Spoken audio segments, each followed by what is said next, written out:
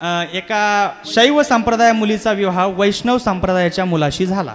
आता वैष्णव संप्रदायामध्ये आपल्यामध्ये असा उभा गंध लावतात, बरोबर, आणि शैव संप्रदायामध्ये आडवा गंध लावतात। बरेच दिवस झाले, ती मुलगी एक दिवस सुनबाई अशी पोछा मारत होती, भिंतीला पोछा मारत होती, असा आडवा पोछा मारत होती। ती सासूबाई पटकन पळत आली। आजीबाई ध्यान देऊन ऐका, सासूबाई पटकन पळत आल्या आणि म्हटल्या, अरे अरे सुनबाई सुनबाई सुनबाई सुनबाई काय करती? सुनबाई म्हणते, अहो आत्याबाई पोछा मारते। अगं पण आपण वैष्णव आहोत। म्हणजे मग पोछा असा आडवा नाही मारू, मग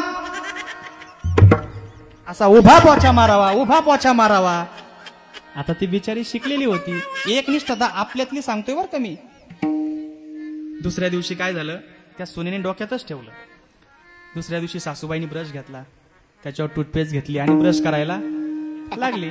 ब्रश करता करता सुनबाई पळतच आली, अहो आतेबाई आतेबाई आतेबाई आतेबाई काय ग पोरी काय झालं? अहो आपण वैष्णव आहोत, मग ब्रश असा आडवा नाही करू। मग सासूला म्हणा, आता करू बा ब्रश। कसा बसा ब्रश केला, आंघोळ झाली, साडी घातली, साडी घालता घालता पटकन पळत आली सुनबाई म्हणते, आतेबाई आतेबाई आतेबाई आता काय झालं का पोरी? आपण वैष्णव आहोत, मग साडी अशी आडवी नाही घालायची, नो नो नो नो अशी उभी घालायची, उभी घालायची। आता सासूला म्हणावं घालू दे, आपल्यात असे एकनिष्ठ आहे महाराज।